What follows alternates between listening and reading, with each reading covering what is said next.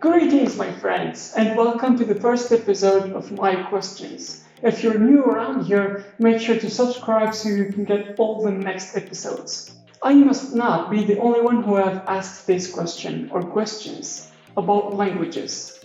What is language? How is this combination of sounds and or gestures called language? And who gets to decide which words and letters to use? And how did they evolve until now, when maybe you cannot even understand the language of your neighbor country? I don't think there is much of those cases. But well, and on the other hand, how can two languages so different sometimes be familiar? Like Arabic and German. Al-Ard, the Erde, Sukar, Sukar, and Indonesian and Spanish. Sabtu, Sabado. These and many more questions we are not going to answer in this episode of my questions. Intro!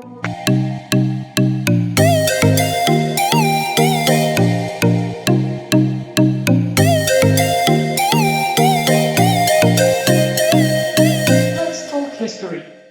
The root of human language have been traced to 25 million years ago, which is a lot. According to Life Science website, around 7,000 languages are used around the world, and many others have appeared and disappeared through all this time.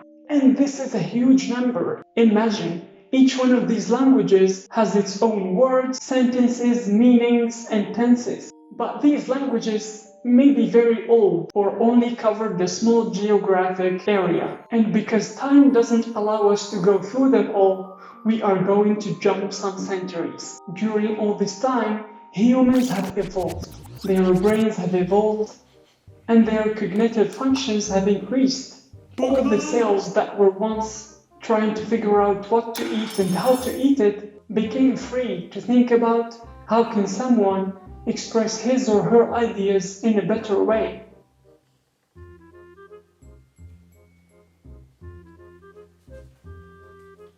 Wars happened.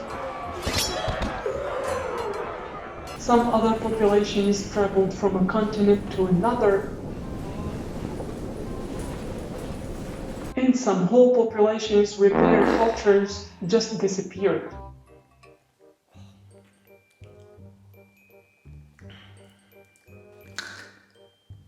And somehow, languages have evolved as well. And many are the theories about language evolution because of how hard it is to track.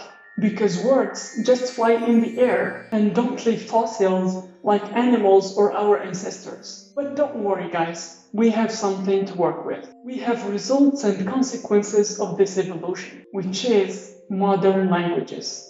If you don't have an idea about what modern languages are, it's simply the languages that we know today. For example, Chinese with 1.3 billion native speakers, Spanish with 460 millions of native speakers, English with 379 millions, Hindi with 341 million natives, and Arabic with 315 million native speakers. Now, because we are smarter, we were able to keep track of these languages. We were able to keep records of where did these languages come from and what are their roots. And we represented these roots in languages family trees.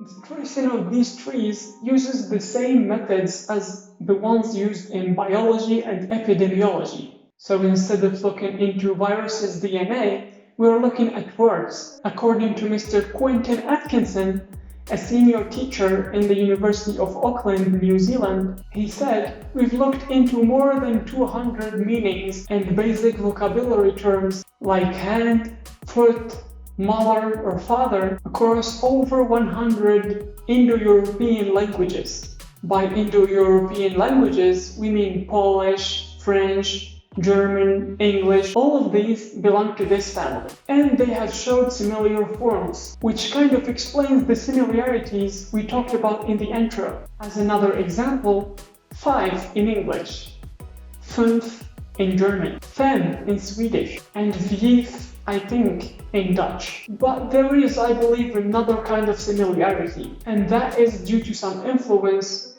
of a culture to another. For example, the similarity between Arabic and Indonesian is explained by the fact that there are some Arabic businessmen that have been to Indonesia and they introduced some Arabic words into the Indonesian language. But still there are some similarities that I couldn't figure out. For example, Arabic and German. These two languages are not close to each other in the family tree, and I don't think that there has been any influence between these two languages. So if you have any idea about the relation between Arabic and German, comment down below and tell me. Now to a more specific question. Who owns language? Who makes rules? And who decides what should we use and what should we not use? And who makes language grammar? This question is another long dispute, with no answer of course, which we can scale down in the English language in the conflict between prescriptivism and descriptivism. In short, descriptivism grammarians observe and analyze language as it is used. In this approach, there is no correct or wrong way of using grammar. On the other hand, prescriptivism thinks that grammar is a set of rules that has to be followed. But most people who have done a serious study of English will agree on the rules of grammar, most of the time. Only some rare points will be to debate. For example, should we use ain't or not? Many organizations or newspapers or universities follow specific rules or manuals when they are published. For example, in the United States, the style of grammar used in government and professional situations is called Standard American English, and there is no official government agency that sets rules for the English language, according to a US education website, which is kind of funny. Almost as funny as Bonjour d'aujourd'hui in French. So, my beloved friend, if you had your answer for your question in this video, congratulations! Because if not, I want to tell you that there is no official and proper answer for the question how languages are created, but many other sub-questions with many approaches and theories. I also want to tell you that we have officially failed to answer the first question of my questions. If you would like to see me fail again to answer my second question, come back next week, same time, same day. Don't forget to like the video and comment down below and tell me what did you think of this video.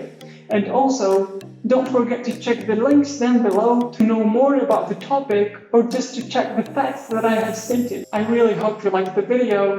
See you next week. Bye bye.